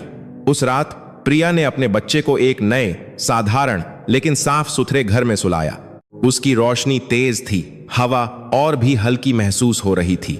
वह बिस्तर के किनारे बैठ गई, अपने बच्चे के सोए हुए चेहरे को देखती रही। बहुत लंबे समय के बाद पहली बार उसे सुरक्षित महसूस हुआ। वह जानती थी कि सफर अभी खत्म नहीं हुआ है, घाव अभी पूरी तरह से ठीक नहीं हुए हैं। लेकिन उस 7वें दिन ने उसे एक बात सिखाई थी, न्याय बिना चिल्लाए जल्दी आ सकता है, और एक मां की ताकत टिके रहने की हिम्मत से पैदा होती है। नाना जी की विरासत वाले घर में पहली सुबह अलग महसूस हुई। सूरज की रोशनी चौड़ी खिड़की से अंदर आ रही थी, साफ फर्श पर फैल रही थी। हवा में घुटन नहीं थी जैसे पुराने घर में होती थी। एक छोटा सा आंगन था जिसकी मिट्टी अभी भी ओस से गीली थी। प्रिया अपने बच्चे को गोद में लिए दरवाजे पर खड़ी थी, एक लंबी सांस ले रही थी। उसका सीना और भी हल्का महसूस हुआ। बच्चा गहरी नींद में सो रहा था। पिछले दिनों की तरह कोई घबराहट भरी रोना नहीं था। प्रिया ने उस छोटी सी पीठ को धीरे धीरे थपथपाया और फिर अंदर चली गई। उसने अपने साथ लाए साधारण सामान को व्यवस्थित किया। ज्यादा कुछ नहीं था, बस कपड़े, बच्चे का सामान और कुछ रसोई के बर्तन। उसने सब कुछ एक एक करके बड़े करीने से रखा, जैसे अपनी जिंदगी को फिर से संवार रही हो। वह घर बड़ा नहीं था, लेकिन काफी था। 2 छोटे कमरे, एक रोशन रसोई और एक सामने का कमरा था जिसे वह काम के लिए इस्तेमाल कर सकती थी। नाना जी ने वास्तव में उसकी जरूरतों के बारे में सोचा था। कमरे के एक कोने में एक लकड़ी की अलमारी थी जिसमें एक दराज अभी भी बंद था। एक छोटी सी चाबी खिड़की के पास एक कील आजत तक की हरसाद आजत पर लटकी थी। प्रिया ने धीरे धीरे उस दराज को खोला। अंदर एक पुरानी डायरी थी। उसने उसे सावधानी से खोला। नाना जी की लिखावट पन्नों पर भरी हुई थी, जिसमें उस छोटे से व्यवसाय के बारे में नोट्स थे जिसे वह चलाते थे। आपूर्तिकर्ताओं की एक सूची थी, आय के रिकॉर्ड थे, एक सरल योजना थी जिसे समझना आसान था। प्रिया फर्श पर बैठकर धीरे धीरे पढ़ने लगी। उसकी आंखें भर आईं, पैसे के कारण नहीं, बल्कि हर पंक्ति में छोड़े गए ध्यान के कारण। नाना जी ने सिर्फ संपत्ति नहीं छोड़ी थी, बल्कि एक रास्ता भी दिखाया था। उस दोपहर प्रिया ने आंगन की सफाई शुरू की। उसने सूखे पत्ते झाड़ू से साफ किए, पुराने गमलों को व्यवस्थित किया और बरामदे में एक छोटी सी मेज को साफ किया। आस पड़ोस के लोग देखने लगे। कुछ ने विनम्रता से नमस्ते किया। प्रिया ने विनम्र मुस्कान के साथ जवाब दिया। उसे अब सिर झुकाने की जरूरत महसूस नहीं हुई। शाम को एक अधेड़ उम्र की महिला एक प्लेट में कुछ खाना लेकर आई। उसने कहा कि यह स्वागत के लिए है। प्रिया ने भावुक होकर उसे स्वीकार किया। उसने बार बार धन्यवाद कहा। उस महिला ने प्रिया को गर्मजोशी भरी नजरों से देखा और फिर धीरे धीरे उसके लिए प्रार्थना की। रात शांति से आई। प्रिया ने अपने बच्चे को एक साफ सुथरे कमरे में सुलाया। रोशनी तेज जल रही थी। दूध खत्म होने का कोई डर नहीं था। एक नया दूध का डिब्बा रसोई की शेल्फ पर रखा था। प्रिया ने उसे देर तक देखा और फिर राहत की सांस ली। शहर के दूसरी ओर रात भारी महसूस हुई। जो महिला कभी ग्लैमरस थी, अब एक तंग किराए के कमरे में बैठी थी। उसकी दीवारें पतली थीं। पड़ोसियों की आवाजें साफ सुनाई दे रही थीं। धुंधली रोशनी टिमटिमा रही थी। वह बिस्तर के किनारे बैठी थी, उस खाली बैग को गले लगाए जो कभी महंगी चीजों से भरा होता था। उसका दिमाग उलझन में था। उसने फोन की स्क्रीन को देखा जो अब शांत थी। कोई तारीफ का संदेश नहीं, कोई निमंत्रण नहीं, बस कुछ ठंडे संदेश थे जो बची हुई देनदारियों के बारे में पूछ रहे थे। उसने अपनी आंखें बंद कर लीं, अपनी कनपटियों को मला। उसका शरीर थक गया था, काम करने से नहीं बल्कि टूटने से। उसे गली के कोने में उस छोटे से घर की याद आई। प्रिया का वह चेहरा याद आया जो विनती कर रहा था। बच्चे का वह रोना जिसे उसने नजरअंदाज कर दिया था। उसका सीना गर्म हो गया, लेकिन पछतावे की वह भावना परिस्थितियों पर गुस्से के साथ मिली हुई थी। उसने खुद को छोड़कर बाकी सभी को दोषी ठहराया। कुछ दिनों बाद प्रिया ने नाना जी का छोड़ा हुआ छोटा सा व्यवसाय चलाना शुरू कर दिया। वह सुबह उठकर सामग्री तैयार करती और अपनी तय की हुई दिनचर्या के अनुसार काम करती। उसने अपने बच्चे को काम की मेज के पास एक छोटे से झूले में लिटा दिया। हर कुछ मिनट में वह देखती और मुस्कुराती। कमाई अभी बड़ी नहीं थी, लेकिन काफी स्थिर थी। पैसे धीरे धीरे आने लगे। प्रिया ने नाना जी की सिखाई हुई बातों के अनुसार बड़े करीने से हिसाब रखा। उसने अनुशासन सीखा। उसने आत्मविश्वास सीखा। हर शाम वह अपने बच्चे के दूध के लिए थोड़ी सी बचत अलग रखती। इस बार उसने उसे एक चाबी वाले छोटे से लोहे के बक्से में रखा। उसका पति एक शाम आया। उसका चेहरा अजीब लग रहा था। वह बरामदे में खड़ा था, अंदर आने में हिचकिचा रहा था। प्रिया ने विनम्रता से उसका स्वागत किया, न तो ठंडाई से न ही अत्यधिक गर्मजोशी से। वे आमने सामने बैठे। उनका बच्चा झूले में सो रहा था। उसके पति ने चारों ओर देखा। वह घर साधारण लेकिन साफ सुथरा था। एक ऐसी शांति थी जो उसे पुराने घर में नहीं मिली थी। उसने एक लंबी सांस ली और फिर धीरे धीरे बोला। उसने माफी मांगी। वह माफी का शब्द भारी और देर से आया हुआ लग रहा था। प्रिया ने बिना टोके सुना। उसकी आंखें शांत थीं। उसने कहा कि माफी स्वीकार है, लेकिन विश्वास को समय चाहिए। उसने अपनी सीमाएं स्पष्ट रूप से समझाईं। वह गुस्सा नहीं थी, लेकिन वह दृढ़ थी। वह अब और किसी की दया पर निर्भर नहीं रहना चाहती थी। उसके पति ने सिर हिलाया। उसका चेहरा झुका हुआ था। वह धीमे कदमों से विदा हुआ। कोई बढ़ा चढ़ाकर वादा नहीं, कोई नाटक नहीं, बस एक देर से आई हुई जागरूकता। अगले दिन ग्लैमरस महिला के पतन की खबर फैल गई। पुराने पड़ोसी हैरानी भरे लहजे में बातें कर रहे थे। कुछ को अफसोस था, कुछ ने निंदा की। प्रिया ने संक्षेप में सुना और फिर चुप रहना चुना। वह किसी के घाव पर नमक नहीं छिड़कना चाहती थी। एक शाम वह महिला प्रिया के घर आई। उसके कपड़े साधारण थे। उसका चेहरा मुरझाया हुआ था। उसके हाथ खाली थे। वह गेट के सामने झिझकती हुई आंखों से खड़ी थी। प्रिया अपने बच्चे को गोद में लिए बरामदे में निकली। महिला ने मुंह खोला। उसकी आवाज कांप रही थी। उसने मदद मांगी। उसने कहा, मैं बहुत मजबूर हूं। उसने अतीत का जिक्र किया, जैसे सहानुभूति की उम्मीद कर रही हो। प्रिया की आंखें उसे शांति से देखती रहीं। प्रिया ने धीमी लेकिन दृढ़ आवाज में जवाब दिया। उसने कहा कि उसके मन में कोई द्वेष नहीं है, लेकिन वह अपने बच्चे का हक भी किसी को नहीं देगी। उसने महिला को काम करके और जिम्मेदारी से अपना रास्ता खोजने की सलाह दी। महिला चुप हो गई। उसका चेहरा लाल हो गया। उसने सिर झुका लिया और फिर मुड़कर चली गई। उसके कदम धीमे थे। उसका शरीर जैसे ताकत खो चुका था। उस रात प्रिया ने दृढ़ निश्चय के साथ घर का दरवाजा बंद किया। उसने अपने बच्चे को सुलाया और सामने के कमरे में बैठ गई। उसने नाना जी की डायरी खोली, आज का हिसाब जोड़ा। आखिरी पन्ने पर उसने साहस के बारे में एक सरल वाक्य लिखा। बाहर रात की हवा धीरे धीरे बह रही थी। घर के अंदर रोशनी गर्मजोशी से जल रही थी। प्रिया ने एक हल्की सी मुस्कान दी। वह जानती थी कि सफर अभी लंबा है, लेकिन उसकी गरिमा वापस आ गई थी और वह अब किसी को भी उसे छीनने नहीं देगी। उस महिला के आने के बाद के दिन घर में शांति से बीते। सुबह एक व्यवस्थित दिनचर्या के साथ शुरू होती। प्रिया तरोताजा होकर उठती, बिना किसी चिंता के अपने बच्चे के लिए दूध तैयार करती। डिब्बा खोलते समय अब उसके हाथ नहीं कांपते थे। वह ध्यान से काम करती, हर आय और व्यय का हिसाब रखती। हर रात वह संतुष्टि की भावना के साथ अपनी डायरी बंद करती, लेकिन वह शांति पूरी तरह से गूंज को नहीं मिटा पाई थी। शहर के दूसरे कोने में उस महिला का जीवन, जो कभी इतनी शक्तिशाली थी, कठिन दिनों की एक श्रृंखला में बदल गया। उसके लिए सुबह अब कपड़े या बैग चुनने के बारे में नहीं थी, बल्कि ऐसी नौकरी खोजने के बारे में थी जो उसे स्वीकार करने को तैयार हो। वह सुबह से ही सड़कों पर घूमती। सूरज की गर्मी उसकी त्वचा पर चुभ रही थी, पसीना उसकी कनपटियों से बह रहा था। वह एक दुकान से दूसरी दुकान जाती, किसी भी तरह का काम करने की पेशकश करती। लोगों की नजरें उस पर संदेह से देखती। किसी ने विनम्रता से मना कर दिया, किसी ने बिना किसी लाग लपेट के। हर इनकार एक तमाचे जैसा लगता था। उसका शरीर कमजोर हो गया, उसके कदम और धीमे हो गए। वह सड़क के किनारे एक बेंच पर बैठ गई, लोगों की भीड़ को देखती रही। उसका फोन बजा। उसे उम्मीद थी कि यह कोई अच्छी खबर होगी, लेकिन जो सामने आया वह एक ऐसी देनदारी का रिमाइंडर था जो अभी तक पूरी नहीं हुई थी। उसने अपनी आंखें बंद कर लीं, उस सस्ते कपड़े के बैग को मरोड़ा जो अब उसके महंगे हैंडबैग की जगह ले चुका था। उसके सीने में एक पछतावा पनपने लगा था, लेकिन एक अहंकार भी था जो अभी पूरी तरह से नहीं मरा था। उसे अभी भी लगता था कि दुनिया उसके साथ अन्याय कर रही है। शाम को वह अपने तंग किराए के कमरे में लौटी। एक नम गंध ने उसका स्वागत किया। उसने अपने शरीर को पतले गद्दे पर डाल दिया।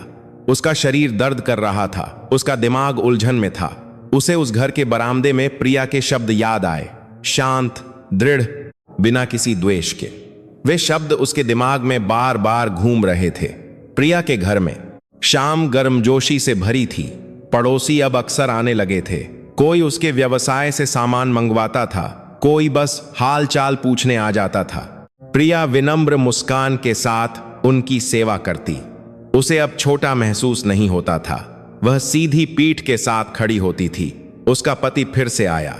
इस बार कुछ छोटी मोटी चीजें लेकर उसने दरवाजे के कब्जे को ठीक करने, लाइट बदलने और आंगन की सफाई में मदद की। उन्होंने बिना ज्यादा बात किए काम किया। कोई झगड़ा नहीं, लेकिन कोई मीठा वादा भी नहीं। सब कुछ धीरे धीरे चल रहा था। उस रात प्रिया अपने बच्चे को गोद में लिए बरामदे में बैठी थी। हवा धीरे धीरे बह रही थी। उसने साफ आसमान को देखा। मन ही मन उसने भगवान का शुक्रिया अदा किया उस रास्ते के लिए जिस पर वह अब चल रही थी।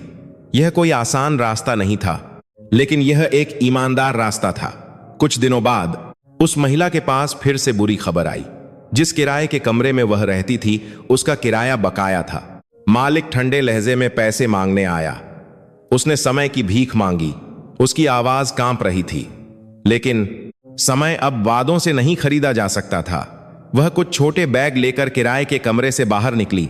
उसके कदम धीमे थे, उसका शरीर जैसे दिशाहीन हो गया था। उस रात वह एक पुराने परिचित के घर रुकी। वहां के लोगों की नजरें अब दोस्ताना नहीं थीं। उसे लगा कि वह एक बोझ बन गई है। उस निराशा के बीच उसने एक फैसला किया। वह प्रिया के पास वापस जाएगी, सिर्फ मदद मांगने के लिए नहीं, बल्कि पूरी ईमानदारी से माफी मांगने के लिए। संपत्ति के लिए नहीं, बल्कि अपनी गलती का प्रायश्चित करने के लिए। अगली सुबह वह फिर से प्रिया के घर के सामने खड़ी थी। उसका चेहरा पहले से ज्यादा पीला था, उसके हाथ खाली थे, उसकी आंखें झिझकते हुए गेट को देख रही थीं। उसने धीरे से दरवाजा खटखटाया। प्रिया अपने बच्चे को लेकर बाहर निकली। उसकी नजरें शांत थीं। महिला ने तुरंत सिर झुका लिया। जो शब्द निकले वे अब घुमावदार नहीं थे। उसने अपनी गलती स्वीकार की। उसने कहा कि उसे पछतावा है। उसने बिना कोई कारण बताए माफी मांगी। प्रिया ने चुपचाप सुना। उसका चेहरा नहीं बदला। जब महिला ने बोलना खत्म किया तो प्रिया ने धीरे धीरे कहा, उसने कहा, एक इंसान के नाते माफी स्वीकार है, लेकिन उसने एक बात पर जोर दिया, गलती का प्रायश्चित किसी और के बच्चे का हक छीनकर नहीं किया जा सकता। उसने एक अलग तरह की मदद की पेशकश की। पैसा नहीं, सामान नहीं, उसने एक छोटी सी नौकरी की पेशकश की। आंगन की सफाई, रसोई में मदद या सामान पहुंचाना। मजदूरी साधारण थी, बड़ी नहीं, लेकिन ईमानदार थी। महिला हैरान रह गई, उसकी आंखें भर आईं। उसने तेजी से सिर हिलाया। उस प्रस्ताव को स्वीकार करते समय उसके हाथ कांप रहे थे। पहली बार उसे बिना किसी चापलूसी के एक मौका दिया गया था। अगले दिन उसके लिए एक परीक्षा बन गए। वह साधारण कपड़ों में प्रिया के घर काम करती, झाड़ू लगाती, धोती और ऑर्डर पैक करने में मदद करती। उसका शरीर दर्द करता, उसके हाथ खुरदरे हो गए। कोई तारीफ नहीं, कोई किटी पार्टी नहीं, बस काम और एक स्पष्ट परिणाम। प्रिया दूर से देखती रही। उसने उसे नीचा नहीं दिखाया, उसने उसे लाड भी नहीं किया। मजदूरी समय पर दी जाती, नियम स्पष्ट थे। लापरवाही के लिए कोई सहिष्णुता नहीं थी। धीरे धीरे महिला ने सीखा। सुबह जल्दी उठना सीखा, जिम्मेदार होना सीखा, यह स्वीकार करना सीखा कि जीवन हमेशा दिखावे के बारे में नहीं होता है। हर रात वह थके हुए शरीर के साथ घर लौटती, लेकिन उसका मन थोड़ा और शांत होता। एक रात वह अपने छोटे से कमरे में अकेली बैठी थी। उसने अपने हाथों को देखा जो अब काम के निशानों से भरे थे। आंसू धीरे धीरे गिरे, सिर्फ दुख के कारण नहीं, बल्कि इसलिए कि वह आखिरकार समझ गई थी। प्रिया के घर में रात प्रार्थना के साथ समाप्त हुई। उसका बच्चा गहरी नींद में सो रहा था। प्रिया ने दरवाजा बंद किया, एक एक करके लाइटें बंद कीं। वह जानती थी कि हर घाव का बदला लेना जरूरी नहीं है। कुछ को सीमाओं और न्याय के साथ ठीक करना ही काफी है। तबाही के निशान ने अंतिम विकल्प को सामने ला दिया था, और वह विकल्प पहली बार जिम्मेदारी की ओर ले जा रहा था। अतीत को मिटाने के लिए नहीं, बल्कि घाव को दोहराने से रोकने के लिए। उस सुबह प्रिया के घर के आंगन में हवा ठंडी महसूस हो रही थी। सूरज अभी बहुत ऊंचा नहीं था। उसकी कोमल रोशनी ताजी सिंची पत्तियों को छू रही थी। प्रिया अपने बच्चे को गोद में लिए बरामदे में खड़ी थी। बच्चा तरोताजा लग रहा था, उसकी आंखें चमक रही थीं, उसका शरीर गर्म और स्वस्थ था। प्रिया ने एक छोटी सी मुस्कान दी। शांति की भावना उसके सीने में भर गई। आंगन के कोने में वह महिला जो कभी महंगे बैग के साथ आती थी, अब सूखे पत्ते झाड़ रही थी। उसकी चाल धीमी लेकिन निश्चित थी। उसकी पीठ थोड़ी झुकी हुई थी, पसीना उसकी कनपटियों को भिगो रहा था। वह एक पल के लिए रुकी, अपना चेहरा पोंछा और फिर बिना किसी शिकायत के अपना काम जारी रखा। उनके बीच कोई बढ़ा चढ़ाकर बातें नहीं थीं। उस सुबह स्पष्ट काम से भरी थी। प्रिया रसोई में अपने व्यवसाय के लिए सामग्री तैयार कर रही थी। बीच बीच में वह आंगन की ओर देखती। वह यह सुनिश्चित कर रही थी कि सब कुछ नियमों के अनुसार चल रहा है। कोई ऊंची आवाज नहीं, कोई कठोर व्यवहार नहीं। जिम्मेदारी के सामने सभी बराबर थे। वह महिला एक खाली बाल्टी लेकर रसोई में आई। उसकी आंखें झुकी हुई थीं। उसने पानी भरने की इजाजत मांगी। उसकी आवाज धीमी थी, उस आदेशात्मक लहजे से बहुत अलग जो वह पहले इस्तेमाल करती थी। प्रिया ने संक्षेप में सिर हिलाया। कोई मुस्कान नहीं, कोई ठंडाई नहीं, बस एक संकेत कि नियम अभी भी लागू हैं। इस तरह के दिन चलते रहे। हर सुबह वह महिला समय पर आती। हर शाम वह साधारण मजदूरी लेकर घर लौटती। उसके हाथ खुरदरे होने लगे, उसकी पीठ अक्सर दर्द करती, लेकिन उसने अब कोई शॉर्टकट नहीं खोजा। वह कराभा जानती थी कि एक छोटी सी गलती भी बचे हुए मौके को खत्म कर सकती है। आस पड़ोस में लोग उस बदलाव को नोटिस करने लगे। फुसफुसाहटें सुनाई देती थीं, लेकिन अब तीखी नहीं थीं। कुछ को हैरानी होती थी, कुछ अन्य चुपचाप समझ जाते थे। कोई जीत की आवाज नहीं, कोई अपमान नहीं, सब कुछ जैसा था वैसा ही चल रहा था। एक दोपहर जब सूरज और भी गर्म महसूस हो रहा था, वह महिला आंगन में एक छोटी सी बेंच पर बैठी। उसकी सांसें थोड़ी तेज थीं। उसने अपने हाथों को देखा जो मिट्टी से गंदे थे। उसकी आंखें भर आईं। उसे अतीत याद आया, जब ये हाथ सिर्फ बैग और गहने पकड़ते थे। आंसू धीरे धीरे गिरे। उसने जल्दी से उन्हें पोंछ लिया। वह कमजोर नहीं दिखना चाहती थी, लेकिन उसके सीने में एक नई भावना पनप रही थी। गुस्सा नहीं, ईर्ष्या नहीं, बल्कि जागरूकता। जागरूकता कि उसने जो कुछ भी अनुभव किया वह उसके अपने विकल्पों का परिणाम था। प्रिया ने दूर से देखा, वह पास नहीं गई। उसने उस महिला को अपने विचारों का सामना करने दिया। उसके लिए यह न्याय का सबसे ईमानदार रूप था। चीखना नहीं, बदला लेना नहीं, बल्कि एक ऐसी प्रक्रिया जो किसी को बिना मजबूर किए सीखने पर मजबूर करती है। उस शाम प्रिया का पति एक खबर लेकर आया। उसे घर के पास एक छोटी सी वर्कशॉप में स्थायी नौकरी मिल गई थी। वेतन बड़ा नहीं था, लेकिन काफी था। उसका चेहरा और भी हल्का लग रहा था। बात करते समय अब वह बचता नहीं था। प्रिया ने शांति से सुना। उसने बधाई दी। कोई गले लगाना नहीं, कोई मीठा वादा नहीं, बस एक स्वीकारोक्ति कि हर कोई अपने जीवन के लिए जिम्मेदार है। उसके पति ने सिर हिलाया, उस सीमा को समझते हुए जिसे प्रिया ने बनाए रखा था। रात में प्रिया ने अपने बच्चे को जल्दी सुला दिया। बच्चा गहरी नींद में सो रहा था। उसकी सांसें नियमित थीं। प्रिया सामने के कमरे में बैठकर अपने व्यवसाय की डायरी खोली। उसने आज की कमाई को ध्यान से गिना। अंक काफी थे, बढ़ा चढ़ाकर नहीं, लेकिन स्थिर थे। उसने किताब बंद की और फिर ऊपर देखा। मन ही मन उसने भगवान का शुक्रिया अदा किया, आने वाली दौलत के लिए नहीं, बल्कि उस ताकत के लिए जो उसे अब अपने भीतर से महसूस हो रही थी। कुछ दिनों बाद वह महिला काम पर नहीं आई। प्रिया ने दोपहर तक इंतजार किया, कोई खबर नहीं थी। वह थोड़ी चिंतित थी, लेकिन घबराई नहीं। उसने अपना काम सामान्य रूप से जारी रखा। शाम होने से पहले वह महिला पीले चेहरे के साथ आई। उसके कदम धीमे थे, उसका शरीर थका हुआ लग रहा था। उसने बात करने की इजाजत मांगी। प्रिया ने सिर हिलाया, उसे बरामदे में बैठने के लिए कहा। महिला ने एक लंबी सांस ली। उसने कांपती हुई आवाज में कहा कि उसे जाना होगा। उसे शहर के बाहर एक घरेलू सहायिका के रूप में नौकरी का प्रस्ताव मिला था। वेतन बड़ा नहीं था, लेकिन रहने की जगह दी गई थी। वह अतीत के सभी निशानों से दूर, शून्य से शुरुआत करना चाहती थी। उसने सिर झुकाया और फिर धन्यवाद कहा। उसने स्वीकार किया कि प्रिया के घर में काम करने के अवसर ने उसकी आंखें खोल दी थीं। वह आखिरकार समझ गई थी कि जो दूध के पैसे उसने कभी छीने थे, वह उसके जीवन की सबसे बड़ी गलती का शिखर था। प्रिया ने बिना टोके सुना। जब महिला ने बोलना खत्म किया तो प्रिया ने धीरे धीरे कहा। उसने प्रार्थना की कि नया रास्ता अच्छाई लाए। उसने एक बात पर जोर दिया, किसी भी हालत में फिर कभी किसी और के बच्चे का हक मत लेना। महिला ने तेजी से सिर हिलाया। उसके आंसू गिरे। वह थोड़ी झुकी और फिर चली गई। कोई विदाई का नाटक नहीं, कोई वापस आने का वादा नहीं, बस एक धीमा कदम जो गली के कोने में दूर होता गया। उस रात खामोशी महसूस हुई। प्रिया ने घर का दरवाजा बंद किया, यह सुनिश्चित करते हुए कि ताला लगा है। वह सामने के कमरे में एक पल के लिए खड़ी रही, उस गर्म खामोशी को महसूस करती रही। कोई अत्यधिक संतुष्टि नहीं थी, कोई ऐसी जीत नहीं थी जिसकी घोषणा करना चाहती हो।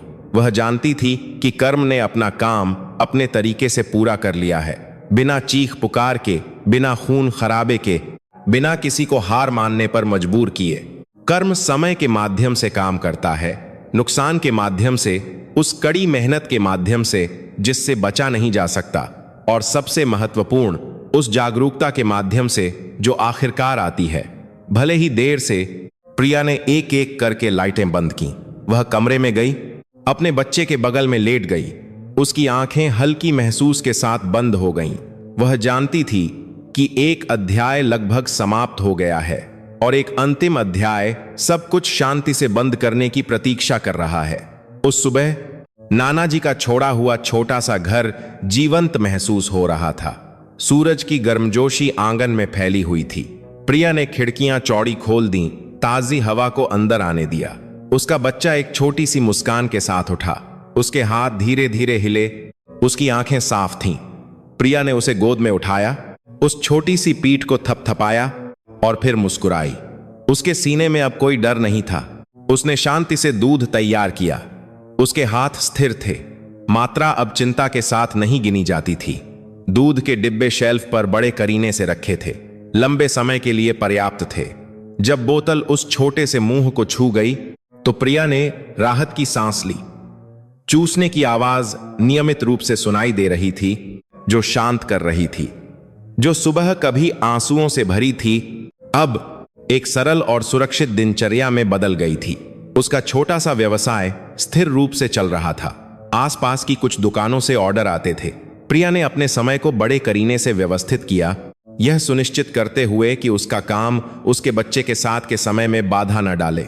उसने जोखिम भरी चीजों को न कहना सीखा, महत्वाकांक्षाओं पर पर्याप्त कहना सीखा। उसका जीवन आलीशान नहीं था, लेकिन व्यवस्थित था। उसका पति सप्ताहांत में आता था। वह छोटे से गोदाम की सफाई, शेल्फ ठीक करने और आंगन को व्यवस्थित करने में मदद करता था। उसका चेहरा और शांत था। वे जरूरत के अनुसार बात करते, बच्चे की जरूरतों पर चर्चा करते, सरल योजनाओं पर चर्चा करते। कोई बड़ा वादा नहीं। वे साथ तोता करके परिसंताक और सापरी परिसंता करते, बस जिम्मेदारी लेने और सीमाओं का सम्मान करने का एक समझौता। आस पड़ोस में प्रिया को एक दृढ़ लेकिन विनम्र महिला के रूप में जाना जाता था। वह अब सिर नहीं झुकाती थी, वह दृढ़ आंखों से नमस्ते करती थी। पड़ोसी उसका सम्मान संपत्ति के कारण नहीं, बल्कि उसके रवैये के कारण करते थे। जब कोई अतीत के बारे में पूछता तो प्रिया संक्षेप में जवाब देती और फिर बातचीत का विषय बदल देती। उसने आगे जीने का फैसला किया, पीछे नहीं। कुछ महीने बीत गए। एक शाम दूर से खबर आई। वह महिला जो कभी दूध के पैसे छीनती थी, अब दूसरे शहर में एक घरेलू सहायिका के रूप में काम कर रही थी। उसका वेतन एक साधारण जीवन जीने के लिए पर्याप्त था। वह एक छोटे से कमरे में रहती थी। सुबह उठती, शाम तक काम करती।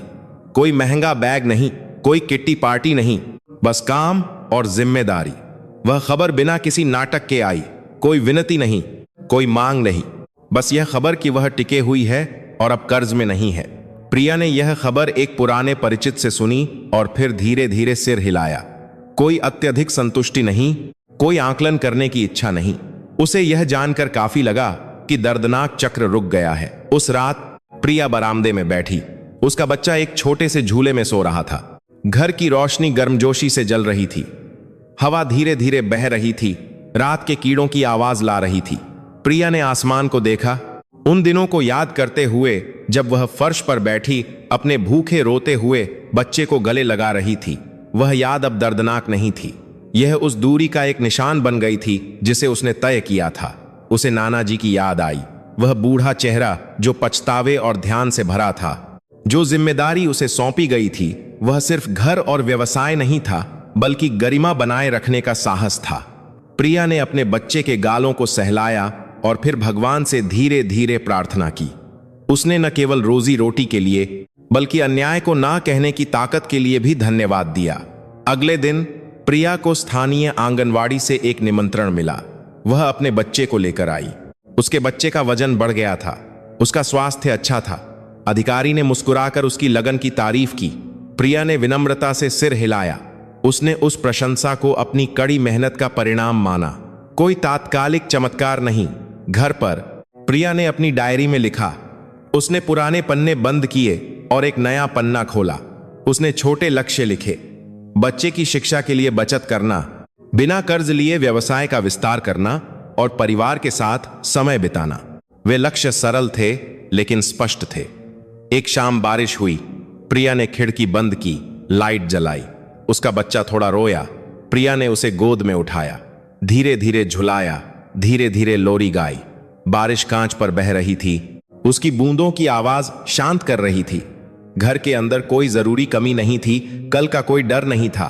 प्रिया मुस्कुराई, नाना जी की किताब में लिखे उस वाक्य को याद करते हुए, उस साहस के बारे में जिसे शोर मचाने की जरूरत नहीं है, उस न्याय के बारे में जिसे परसेगियर करने की जरूरत नहीं है। वह अब समझ गई थी, न्याय तब आता है जब कोई वह लेना बंद कर देता है जो उसका हक नहीं है और अपने हक को छीनने देना बंद कर देता है। शाम होने से पहले प्रिया ने एक बार फिर दूध तैयार किया। उसने बोतल उठाई, तापमान की जांच की और फिर उसे शांति से पेश किया। बच्चे ने दूध पिया। उसकी आंखें धीरे धीरे बंद हो गईं। प्रिया ने उस छोटे से माथे को चूमा, एक पूरी शांति महसूस की। बाहर दुनिया अपनी अपनी कहानियों के साथ घूमती रही, लेकिन इस घर में एक बात निश्चित हो गई थी, बच्चे के दूध के पैसे अब कभी नहीं छीने जाएंगे। दूसरों की निगरानी के कारण नहीं, बल्कि इसीलिए कि प्रिया अपनी जगह पर खड़ी हो गई थी, सीमाएं बनाए रखी थीं और एक ईमानदार जीवन चुना था। उसने लाइट बंद की, दरवाजा बंद किया और अपने बच्चे के बगल में लेट गई। उनकी सांसें एक लय में थीं। रात ने कहानी को धीरे से बंद कर दिया, एक विस्फोटक अंत के रूप में नहीं, बल्कि एक ठोस अंत के रूप में। एक ऐसा अंत जो यह सुनिश्चित करता है कि पुराने घाव अब नहीं दोहराए जाएंगे और भविष्य अपने हाथों से बनाया जाएगा। समय धीरे धीरे लेकिन निश्चित रूप से चला, उन बदलावों को लेकर आया जो प्रिया के रहने वाले हर कोने में महसूस किए गए। वह छोटी सी गली जो कभी आंसुओं की गवाह थी, अब और भी जीवंत और साफ सुथरी लगती थी। पड़ोसी गर्मजोशी से एक दूसरे को नमस्ते करते, बच्चे शाम को खेलते। हवा में अब शिकायतें नहीं थीं, बल्कि हल्की फुल्की बातें और साधारण हंसी थी। नाना जी का छोड़ा हुआ घर शांति से खड़ा था, उसका पेंट साफ था, उसका आंगन अच्छी तरह से रखा हुआ था। वहीं पर प्रिया ने अपनी जिंदगी को उन कदमों के साथ आगे बढ़ाया जिनमें अब कोई झिझक नहीं थी।